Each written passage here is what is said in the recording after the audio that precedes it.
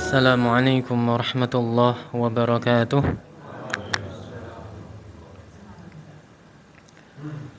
Innal hamdalillah nahmaduhu wa nasta'inuhu wa nastaghfiruhu wa natubu ilayh wa na'udzu billahi min shururi anfusina wa min sayyiati a'malina may yahdihillahu fala mudilla lahu wa may yudlilhu fala hadiya lahu.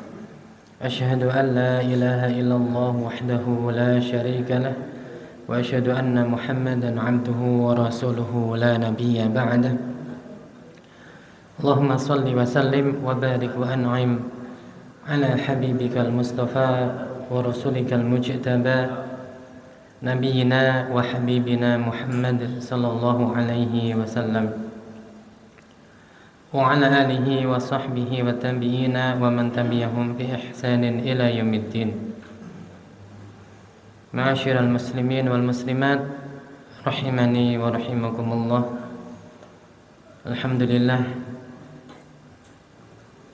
di waktu pagi ini kita dikumpulkan oleh Allah Subhanahu wa taala di salah satu rumah dari rumah-rumah Allah untuk sama-sama belajar ilmu syar'i, mempelajari firman-firman Allah Subhanahu wa taala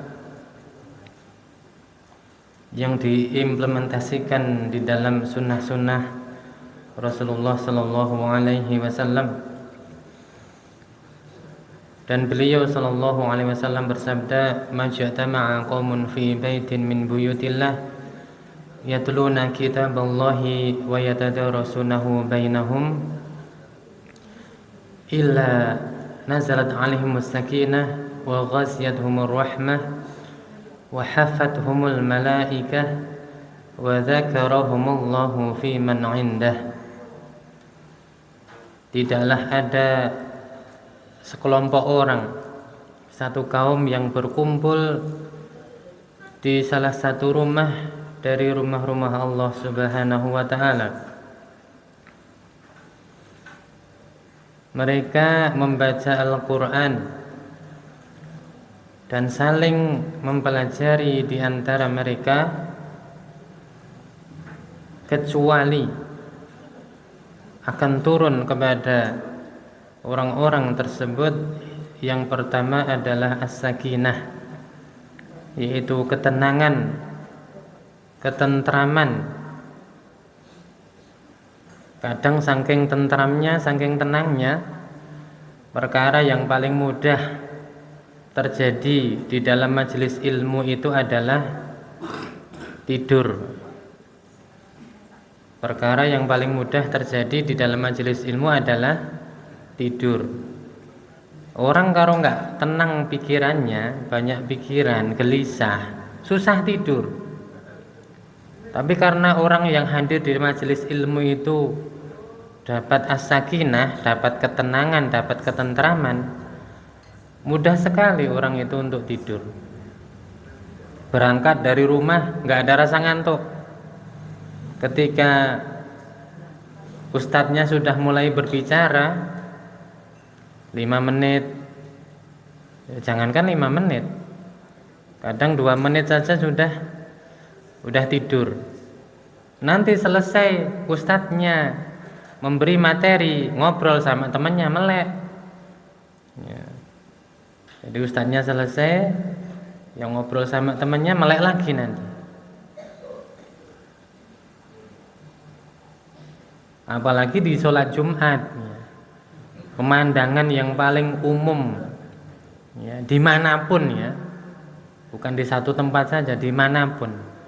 Pemandangan yang paling umum ketika khutbah Jumat itu adalah orang yang tidur. Khotibnya mulai innal hamdalillah nahmaduhu, dia sudah satukan kedua tangannya, dia tundukkan kepalanya, dia pejamkan matanya, tidur. Kan kalau khotibnya innal hamdalillah gitu kan langsung gini. Nah, udah tidur nanti. Maka di zamannya Abdullah bin Umar radhiyallahu anhuma, Kalau ada orang tidur ketika khutbah Jumat, dilempari kerikil sama Abdullah bin Umar. Itu di zaman beliau. Jangan dilakukan hal tersebut di zaman sekarang. Kalau di zaman sekarang ini nggak ada kerikil. Apa nanti di sakunya pakai bawa kerikil dulu.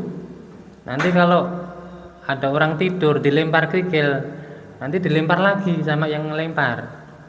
Akhirnya apa? Lempar-lemparan. Ya. Ini khutbah apa? Ya. Mainan gitu kan. Yang jelas orang-orang yang hadir di majelis ilmu dia akan mendapatkan as-sakinah, ketenangan. Wa ghasiyatuhumur rahmah. Yang kedua akan dilimpahkan kepada mereka, dicurahkan kepada mereka rahmat Allah Subhanahu wa taala. Wa hafathumul malaikah. Para malaikat akan menaungi mereka dengan sayap-sayapnya. Bi ajnahatihi, dengan sayap-sayapnya. Dan yang terakhir, wa dzakarahumullahu fi man 'indah. Allah akan menyebut-nyebut mereka di majelisnya para malaikat yang kedudukannya dekat dengan Allah Subhanahu wa taala.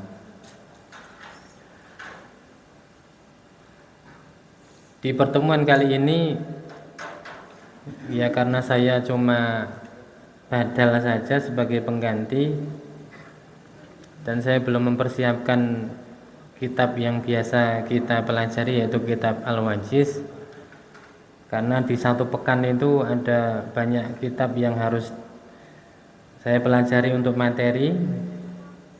Ada Umdatul Ahkam, ada At-Targhib At-Tarhib, ada Tafsir Ibnu Katsir, ada Sirah Nabawiyah, ada Al-Wajiz, ada lagi Sunan At-Tirmidzi, ada lagi Sunan Ibnu Majah. Ya, saya belum bisa melanjutkan materi Al-Wajiz. Mungkin kita lanjutkan yang pernah hadir ketika kajian iftar jama'i di masjid ini,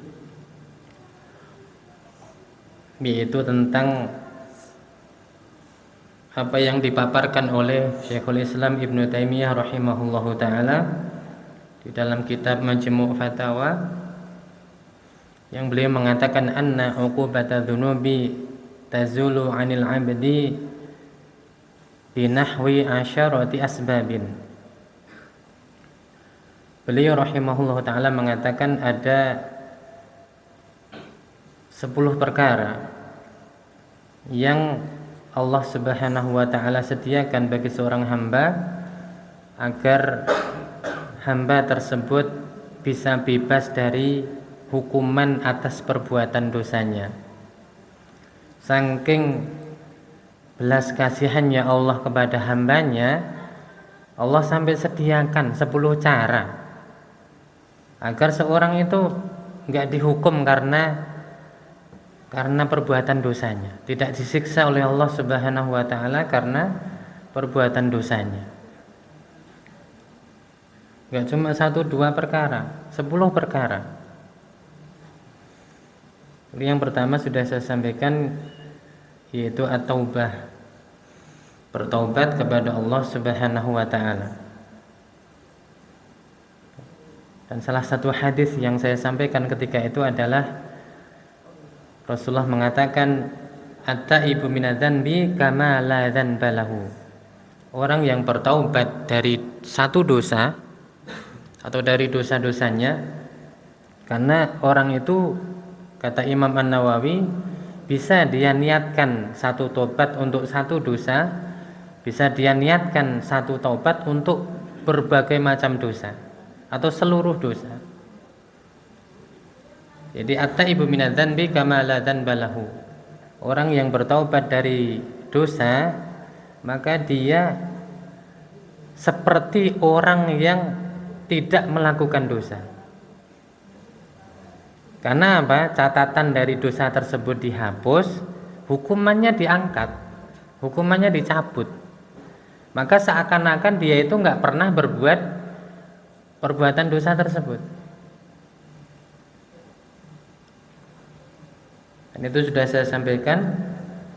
Yang kedua, al-istighfar, beristighfar, meminta ampun kepada Allah Subhanahu wa taala.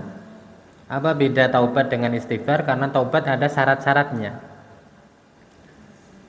Yang pertama an-nadam, menyesali perbuatan dosa tersebut.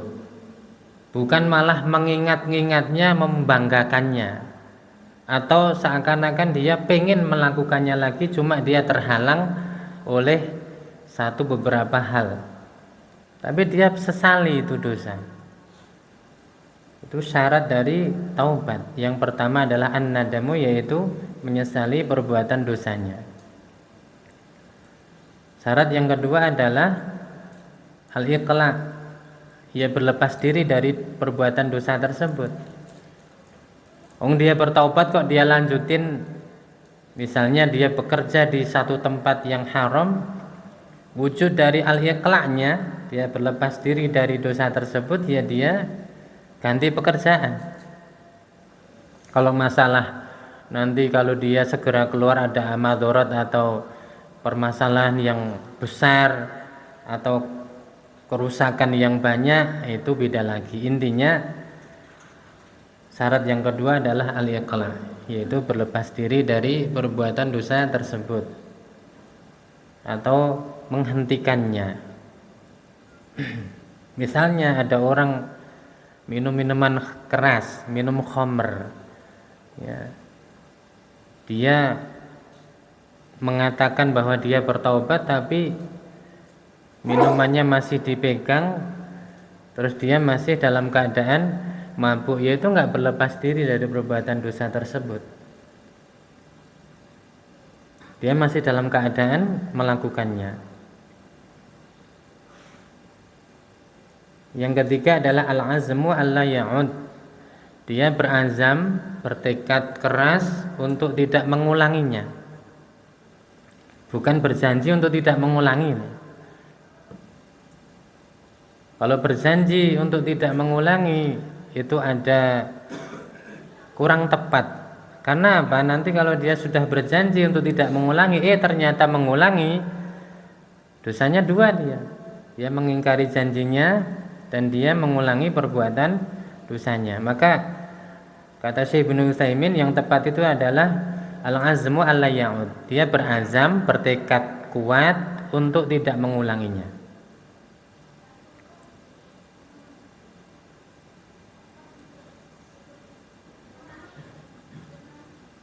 Dan yang keempat adalah ya meminta ampun kepada Allah.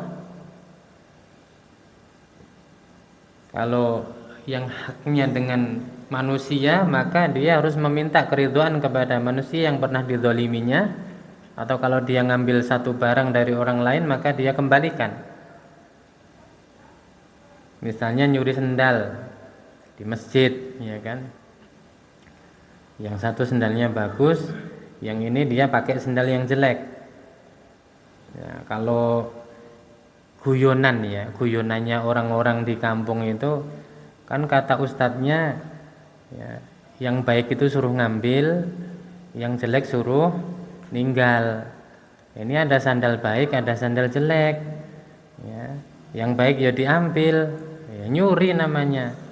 Ya, wong nyuri itu jelek kok malah dilakukan.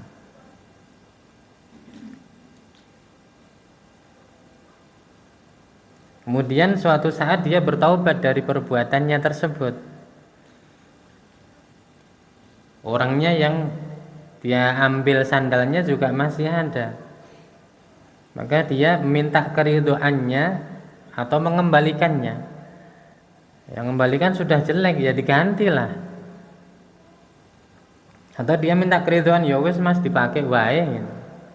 Enggak apa-apa, kalau memang bermanfaat ya enggak masalah. Kalau istighfar itu yakunu bimujarradil kalam. Istighfar itu bisa terwujud, ya, bisa terrealisasi dengan hanya mengucapkan lafaz minta ampun kepada Allah. Astaghfirullahaladzim misalnya. Itu bedanya taubat dengan istighfar. Dia nggak harus punya tekad untuk tidak mengulangi, tapi cukup dengan perkataan saja dia beristighfar, dia minta ampun benar kepada Allah Subhanahu wa taala atas dosanya, itu sudah terwujud. Kemudian sebab yang ketiga, al-hasanatul mahiyatu, perbuatan-perbuatan baik yang punya efek atau punya pahala dihapuskannya dosa. Kan banyak itu. Kemarin sudah saya contohkan diantaranya wudu. Ya. Idza tawaddu'al mu'min awil muslim, apabila ada seorang muslim atau seorang mukmin yang berwudu, kharajat khotoyahu hatta takhruja min tahti azfarihi, maka akan keluar dosa-dosanya sampai dosa tersebut keluar dari bawah kuku-kukunya. Itu al-hasanatul mahiyah, perbuatan baik, amal soleh yang punya balasan atau punya faedah, orang tersebut akan diampuni dosanya. Sholat 5 waktu juga seperti itu, ya. Kemudian puasa Ramadan, as-sholawatul khams, wal jum'atu ilal jum'ati, wa ramadhanu ila ramadhana, ya. Yaitu sholat 5 waktu yang dikerjakan, kemudian puasa Ramadan yang satu dengan puasa Ramadan yang seterusnya, sholat Jumat dengan Jumat yang setelahnya, maka itu akan menjadi penggugur dari dosa-dosanya idza ju'tana bal kabair, apabila dia menghindari perbuatan dosa besar. Kemudian berjalan menuju masjid, ya, memperbanyak jalan menuju masjid. Kalau dalilnya itu memang jalan kaki, tapi bagaimana kalau pakai kendaraan? Para ulama mengatakan orang yang ke masjid dengan berkendaraan itu insya Allah tetap akan mendapatkan keutamaan orang yang berjalan menuju masjid, tetapi kadarnya yang tidak diketahui. Kalau jalan kaki kan satu langkah itu meningkatkan derajat, satu langkah yang lain akan menghapus dosa. Jadi setiap dia melangkah, satu langkah kaki menghapus dosa, satu langkah yang lain mengangkat derajatnya. Tinggal berapa langkah dia lakukan. Sama pulangnya juga, sampai dia pulang ke rumahnya. Nah, kecuali kalau pulang ke rumah mampir di wedangan, ya, itu nanti bukan pulang dalam rangka ke masjid atau dari masjid, tapi pulangnya dalam rangka pulang dari wedangan, ya.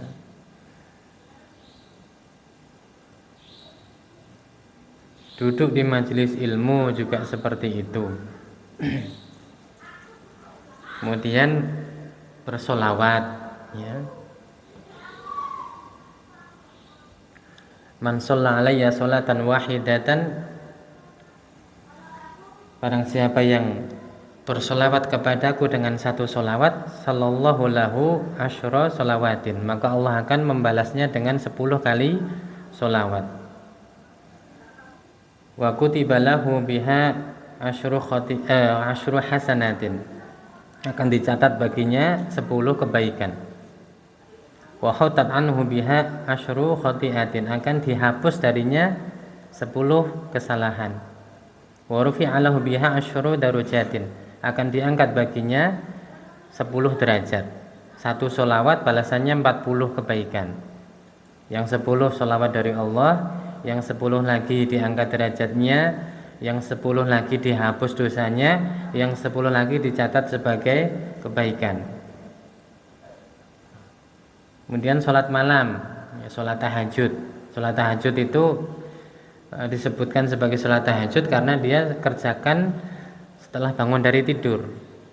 Tapi kalau dia kerjakan di malam itu tanpa harus tidur, maka itu qiyamul lail. Ya sama saja, intinya sholat malam. Karena tahajud itu perlu perjuangan. Perlu perjuangan dari ngantuk, perlu perjuangan dari malas, perjuangan dari dingin dan sebagainya.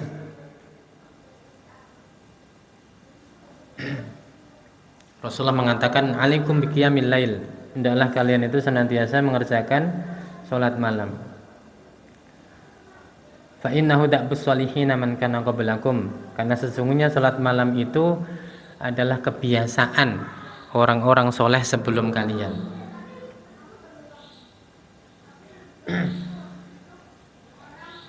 Wa manhatu 'anil itsmi wa takfir 'anis sayyi'ah, akan menjauhkan seseorang dari perbuatan dosa dan akan menghapus dosa-dosanya. Kemudian zikir pagi dan petang, ya, zikir pagi dan petang. Misalnya ketika zikir pagi dia mengucapkan subhanallah wa bihamdi 100 kali. Zikir petangnya subhanallah wa bihamdi 100 kali.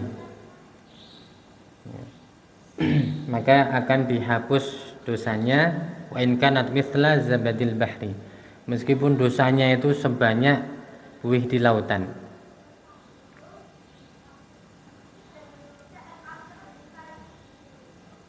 Kemudian menyingkirkan gangguan dari jalan. Cuma menyingkirkan gangguan dari jalan, misalnya ada batu atau ada kayu yang melintang di jalan tersebut yang akan mengganggu orang yang lewat, itu akan menghapus dosanya. Kemudian menghafal surat Al-Mulk, ya, menghafal surat Al-Mulk. Inna fil Qur'ani suratan salasuna ayatan, sesungguhnya di Al-Quran itu ada satu surat yang terdiri dari 30 ayat. 30 ayat. Cuma 30 ayat loh. Dihafal ya, dihafal. Kalau enggak hafal ya dibaca terus. Dibaca terus menerus, insya Allah nanti ya enggak hafal gitu. Insya Allah nanti hafal. Insya Allah ya. Ya ini bukan bukan riya atau apa. Surat Al-Kahfi itu 110 ayat. Saya nggak pernah menghafal surat Al-Kahfi itu, nggak pernah menghafal. Tapi karena dibaca setiap malam Jumat atau di hari Jumat terus menerus, akhirnya hafal. Kan saya biasa membaca surat Al-Kahfi itu sambil sholat. Jadi jarang menyediakan waktu khusus di malam Jumat atau di hari Jumat untuk membaca surat Al-Kahfi, itu jarang sekali. Biasanya pakai sholat. Kalau waktunya mepet ya dibaca dalam 2 rakaat. Tapi kalau waktunya longgar ya biasanya 4 rakaat selesai. Itu nggak ngafal sama sekali. Dibaca terus. Insya Allah nanti Allah beri kemudahan untuk hafal. Apalagi yang cuma 30 ayat pendek-pendek. Al-Kahfi kan panjang-panjang. Apalagi surat Al-Kahfi itu banyak tasdidnya dan makhrijul hurufnya kadang dekat, kadang langsung ke jauh. Jadi susah. Pelafatannya itu biasanya agak berat karena ada makhrijul huruf yang dekat. Kalau dekat itu membedakannya susah itu. Ada yang langsung loncat ke jauh. Tapi ya insya Allah akan memberi kemudahan. Jadi di dalam Al-Quran itu ada satu surat yang terdiri dari 30 ayat. Yang orang yang ketika menghafalkannya, maka Allah akan syafaat li ashabihi, akan memberi syafaat bagi penghafalnya, hatta ghufira lahu, sampai dia diampuni. Jadi surat Al-Mulk nanti di hari kiamat itu akan memintakan syafaat ya, memintakan syafaat kepada Allah Subhanahu wa taala untuk penghafalnya sampai orang tersebut diampuni oleh Allah Subhanahu wa taala. Kemudian menengok orang sakit. Menengok orang yang sakit itu akan dimintakan ampun oleh 70.000 malaikat. Kemudian doa dan zikir tertentu, misalnya doa atau zikir ketika di pasar, tapi susah gitu. Biasanya kita itu kalau sudah sampai pasar itu akan tersibukkan dengan perkara-perkara yang akan kita lakukan di pasar tersebut. Baru parkir udah diingat-ingat, oh, nanti baca zikir ini, tapi sampai keluar sampai selesai kadang nggak ingat. Ya. La ilaha illallah wahdahu la syarika lah, lahul mulku wa lahul hamdu yuhyi wa yumit wa huwa hayyun la yamut biyadihil khairu wa huwa ala kulli syai'in qadir. Sebagian ulama menghasankan hadis ini dan bahkan ada yang mensahihkannya. Yang mengucapkan hal tersebut maka kutibalahu alfa alfi hasanatin, akan dicatat baginya 1.000.000 kebaikan.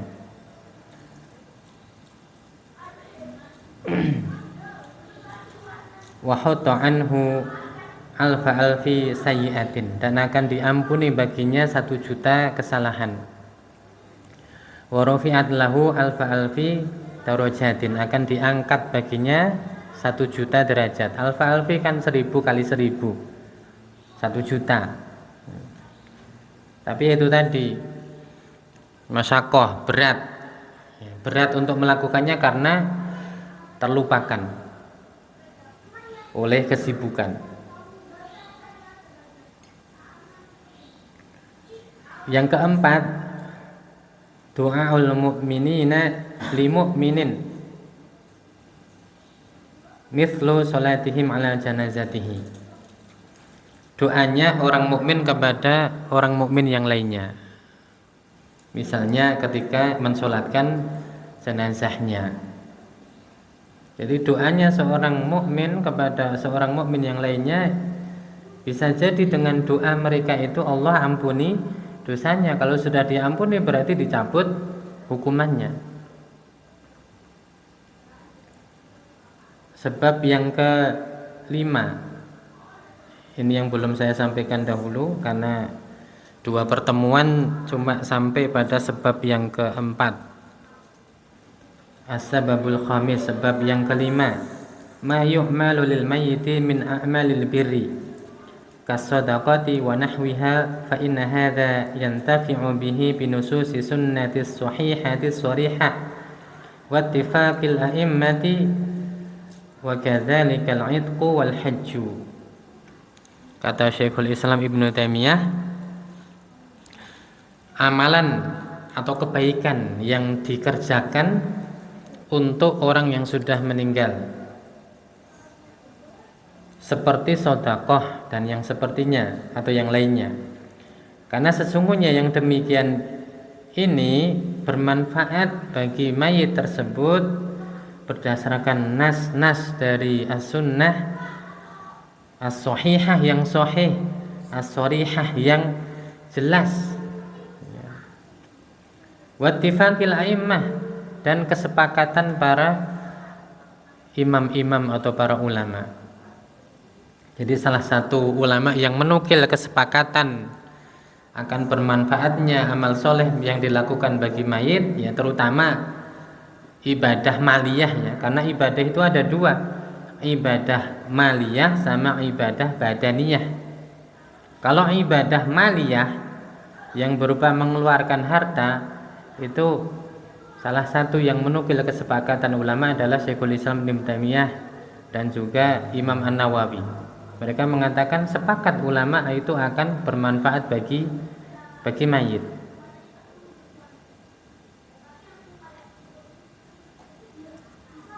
Wa kadzalikal 'idqu wal hajj, seperti itu pula atau bermanfaat pula ibadah yang berupa pembebasan budak.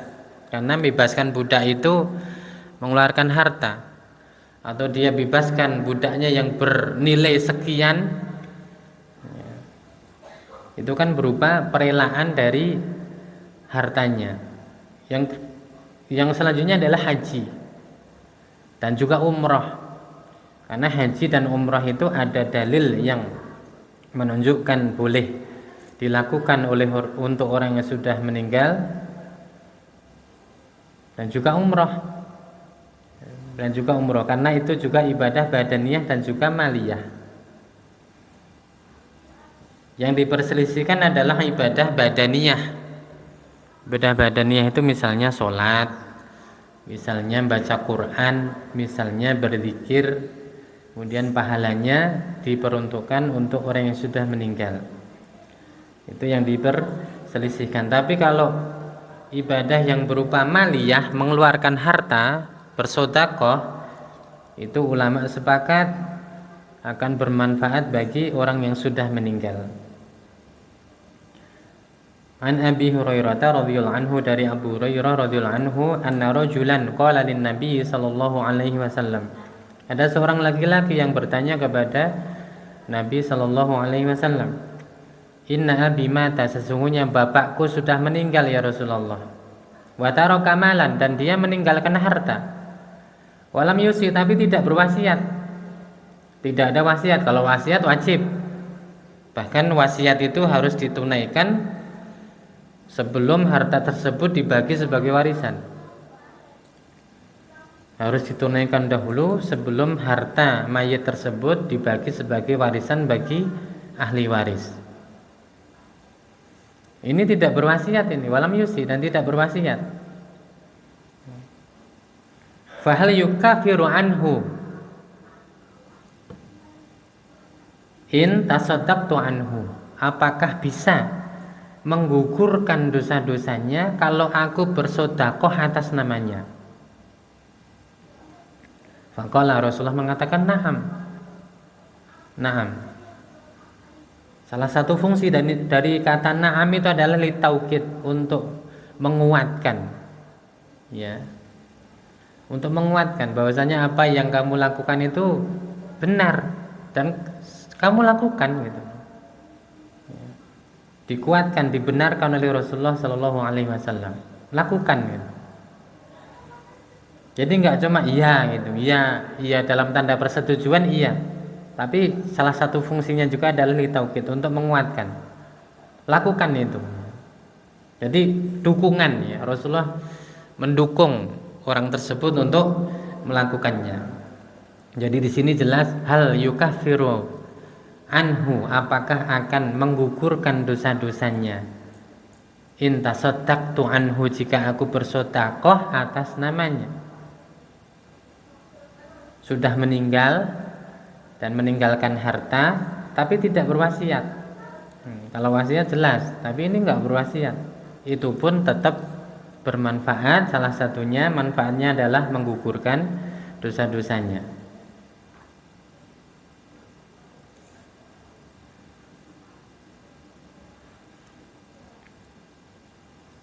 Yang kemudian di dalam hadis yang sahih diriwayatkan oleh Imam Ahmad, ya, bahwasanya Rasulullah itu menyembelih kurban sebanyak 2 kambing. Yang satu beliau mengucapkan Allahumma taqabbal minni wa min ahli. Yang satu beliau mengucapkan Allahumma hadza anni wa an man lam yudhahi min ummati. Yang satu Rasulullah mengatakan, ya Allah, ini korbanku dan korbannya umatku yang tidak bisa melakukan kurban. Para ulama mengatakan umat beliau itu sudah ada yang meninggal, ada yang masih hidup ketika itu, ada yang belum lahir, tapi sudah tercover semuanya, tercover. Maka jumhur ulama menjadikan dalil ini sebagai hukum bahwasanya berkorban itu setiap tahunnya, ya, bagi orang yang berkelapangan itu tidak wajib, karena Rasulullah sudah berkorban untuk umatnya.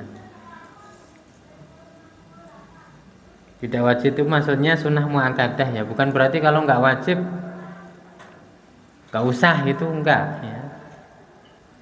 Tapi tetap sunnah muakkadah menurut jumhur ulama. Maka Imam An-Nawawi mengatakan ajma'al muslimun ala anna sadaqata 'anil mayyiti tanfa'uhu wa tasiluhu. Kaum muslimin sepakat bahwasanya sedekah atas nama mayit itu akan bermanfaat baginya dan akan sampai pahalanya baginya. Sampai pahalanya, bermanfaat dan sampai pahalanya. Terus bagi yang orang melakukan sedekah untuk mayit dapat apa? Dapat pahala juga. Pahalanya apakah dibagi-bagi? Enggak dibagi. Yang melakukannya tetap dapat pahala, yang sudah meninggal juga dapat pahala. Kan ada orang yang pakai logika, berarti kalau seperti itu kan dapatnya cuma sedikit-sedikit gitu kan. Rasulullah korban satu kambing untuk umatnya dapat berapa itu?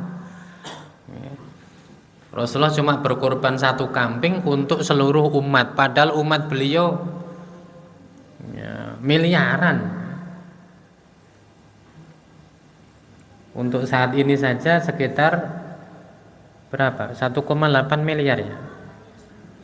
1,8 miliar. Jadi bukan berarti kalau orang itu berniat melakukan amalan pahalanya untuk orang lain itu pahalanya berkurang enggak? Kalau korban tersebut dilakukan Rasulullah untuk seluruh umatnya jumlahnya mungkin ratusan miliar dari dahulu ya, dari dahulu sampai sekarang. Nah, terus dapat berapa itu? Dibagi-bagi gitu misalnya pahalanya 1 ekor kambing, bagi-bagi miliaran orang, enggak seperti itu ya. Semua dapat pahalanya 1 ekor kambing. Maka jangan heran kalau antum baca kitabnya mazhab Hanafi, mereka menganjurkan kalau orang itu bersedekah niatkan jangan untuk diri sendiri, sekalian untuk keluarganya, ya kan? Misalnya masukin uang di kotak infak ya, yang mengatakan Allahumma taqabbal minni wa min ahli misalnya, ya Allah terimalah sedekah dari saya dan untuk keluarga saya. Mereka menganjurkan seperti itu. Kalau melakukan ibadah maliyah jangan diniatkan hanya untuk diri sendiri saja. Mumpung ada manfaat yang bisa diterima oleh orang lain, lakukan gitu.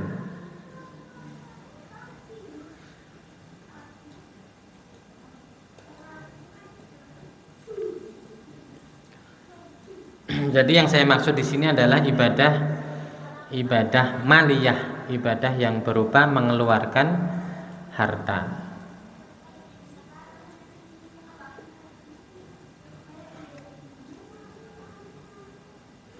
As-sababus sadis, sebab yang keenam. Sebab yang keenam yang seorang hamba itu akan dibebaskan dari hukuman atas perbuatan dosanya. Syafa'atun Nabi sallallahu alaihi wasallam wa ghairuhu fi ahli dzunubi yaumil qiyamati. Kama tawatarat anhu ahaditsus syafa'ah. Syafaat Nabi sallallahu alaihi wasallam dan yang lainnya. Karena yang bisa memberi syafaat itu bukan hanya Nabi Muhammad. Ya beliau yang pasti ya, terutama syafaatul uzma, syafaat yang besar, yang agung, yang untuk seluruh manusia, baik yang mukmin atau yang kafir, yaitu agar mereka segera diadili oleh Allah Subhanahu wa taala. Dalam hadis sahih riwayat Bukhari dan Muslim itu manusia mendatangi Nabi Adam. Nabi Adam enggak sanggup. Mendatangi Nabi Nuh enggak sanggup. Wahai Nabi Nuh, sesungguhnya engkau Rasul pertama. Maka para ulama mengatakan Rasul pertama kali itu adalah Nabi Nuh alaihissalam. Mereka mendatangi Nabi Ibrahim. Nabi Ibrahim mengatakan, saya pernah melakukan kebohongan. Sebenarnya bukan kebohongan ya, tauriyah namanya. Di dalam syariat itu namanya tauriyah. Tauriyah itu menyebutkan satu perkataan yang maknanya itu bermacam-macam ya, untuk membebaskan dirinya dari satu madorot yang besar.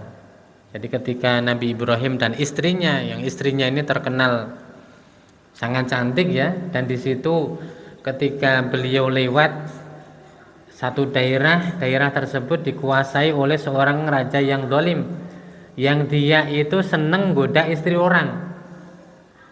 Kalau gadis malah enggak. Yang disengaja untuk dia rebut itu adalah istri orang. Maka Nabi Ibrahim mengatakan, ini adalah saudara perempuan saya. Maksudnya saudara seagama. Kan orang itu yang diajak ngomong, yang diterima oleh dia adalah saudara, ya adik atau kakak lah, ya kan? Tapi yang dimaksud Nabi Ibrahim itu adalah saudara seagama. Itu namanya tauriyah. Karena tawaduknya Nabi Ibrahim mengatakan, saya pernah melakukan kebohongan. Tapi sebenarnya itu bukan kebohongan, tapi istilahnya tauriyah. Nabi Ibrahim nggak sanggup mendatangi Nabi Musa. Nabi Musa juga nggak sanggup. Nabi Isa nggak sanggup. Karena yang bisa adalah Nabi Muhammad SAW. Jadi yang bisa memberi syafaat itu juga para malaikat. Ya, wa kam mim malakin fis samawati la tughni syafa'atum syai'an illa min ba'di ayyadana. Di dalam surat An-Najm. Berapa banyak malaikat di langit yang tidak berguna syafaat mereka kecuali setelah diizinkan oleh Allah Subhanahu wa taala. Liman yasha'u wa yarda.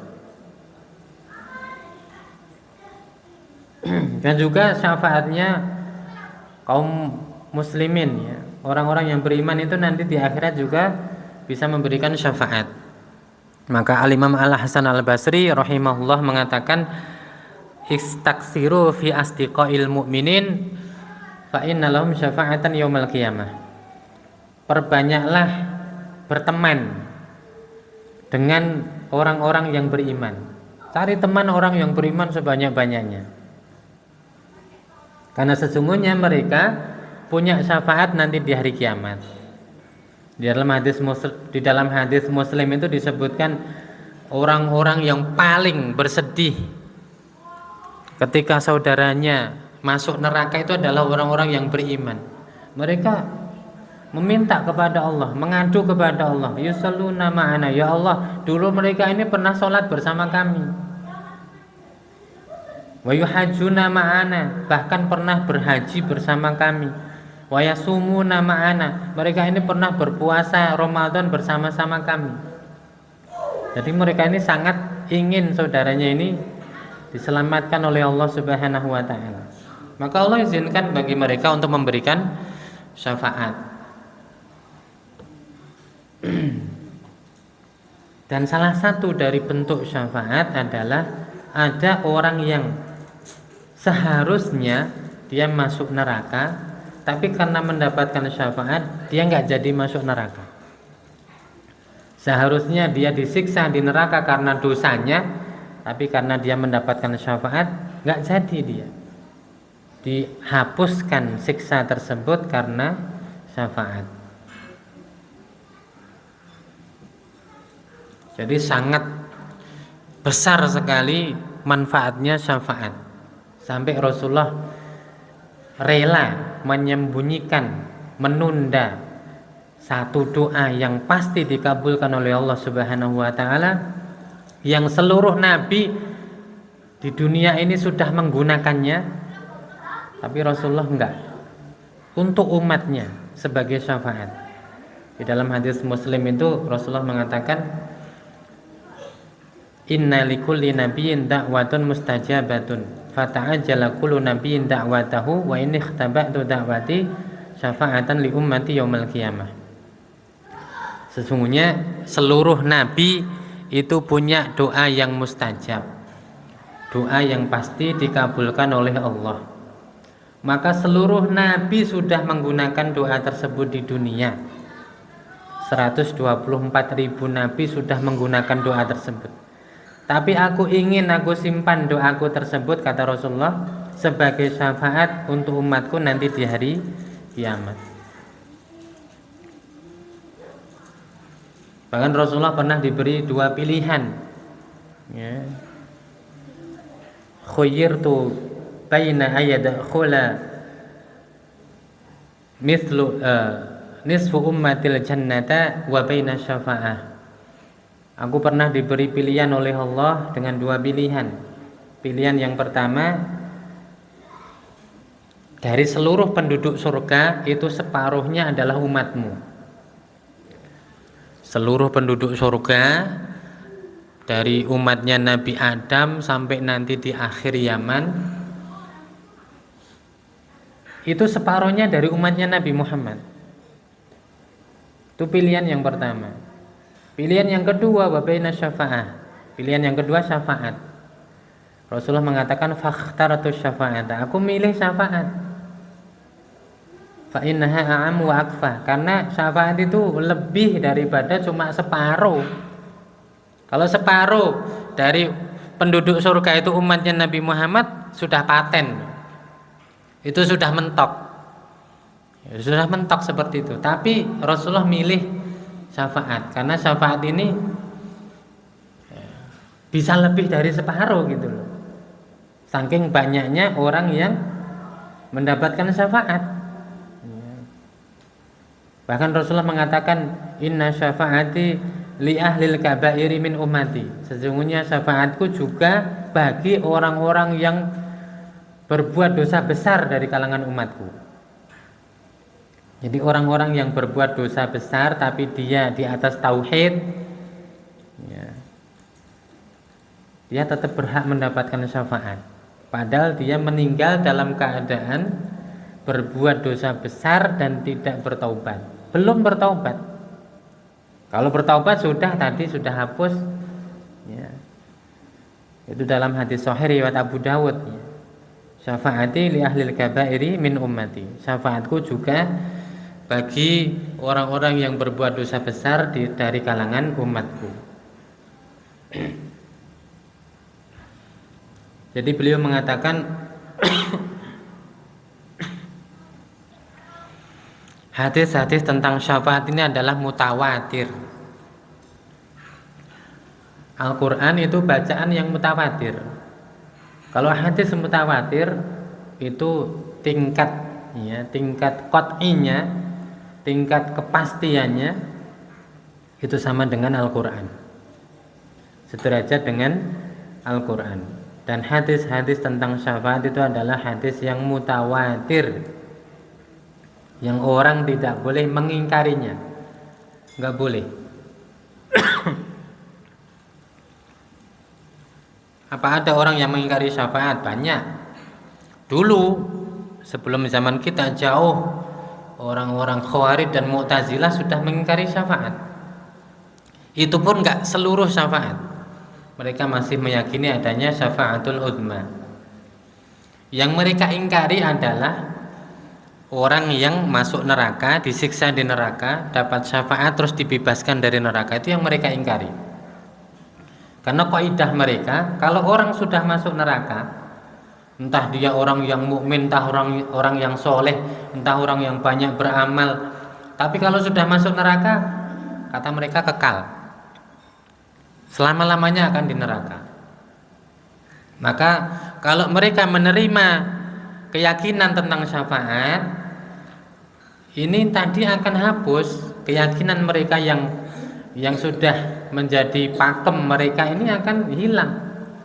Nah, karena pokoknya kaidah mereka itu orang yang sudah masuk neraka nggak akan keluar, dah kekal selama-lamanya di neraka. Entah orang itu sudah berhaji, entah rajin sholat 5 waktu, rajin sedekah, umroh berkali-kali, dan sebagainya. Pokoknya kalau sudah masuk neraka sudah titik, ya, nggak akan keluar dari neraka. Kalau Ahlussunnah wal Jamaah enggak. Ya. Dalam hadis Muslim itu disebutkan orang yang terakhir keluar dari neraka. Ya. Wa rajulun yaji'u ba'da ma udkhila al-jannatil jannata.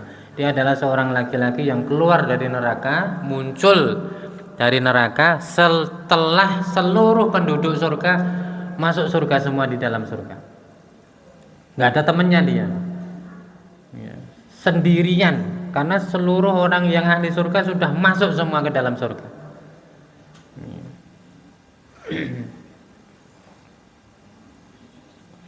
Maka Allah Subhanahu wa taala mengatakan kepadanya, "Atarada ayakuna laka mislu mulki malikin min muluki dunya." Kamu mau enggak tak kasih surga yang fasilitasnya itu seperti fasilitasnya seorang raja dunia. Raja dunia. Dia mengatakan raditu rabbi, ya Allah saya ridho dikasih seperti itu. Allah mengatakan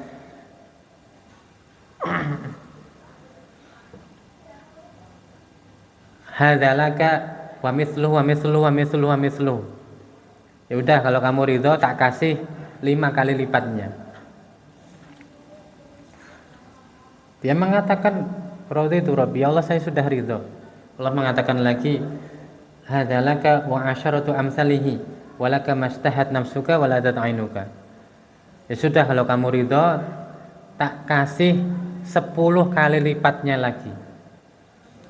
Ini orang yang terakhir masuk surga, terakhir keluar dari neraka, terakhir juga masuk surga, mendapatkan 50 kali lipat kekuasaan seorang raja di dunia, masih ditambah walaka mastahat nafsuka, apa yang kamu pengen tak kasih, kata Allah. Waladat ainuka, dan kamu mandang apa seneng tak kasih. Sampai dia di dalam hadis yang lain mengatakan ma'utiya ahadun misla ma'uti itu. Tidak ada seorang penduduk surga ini satupun yang kenikmatannya lebih banyak daripada aku. Sampai dia mengatakan seperti itu.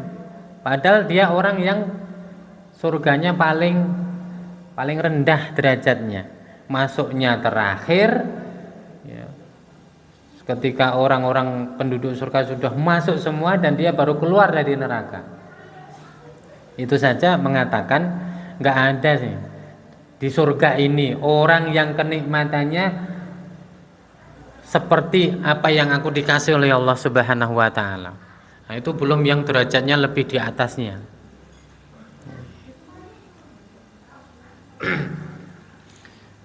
Mungkin demikian, sudah jam 6 ya. Insyaallah kalau ada waktu kita lanjutkan pada pertemuan yang selanjutnya. Allahu ta'ala alam bisawab, wa sallallahu ala nabiyyina Muhammad wa akhiru da'wana alhamdulillahi rabbil alamin. Kita tutup dulu dengan doa kafaratul majlis. Subhanakallahumma bihamdika asyhadu an la ilaha illa anta astaghfiruka wa atubu ilaik.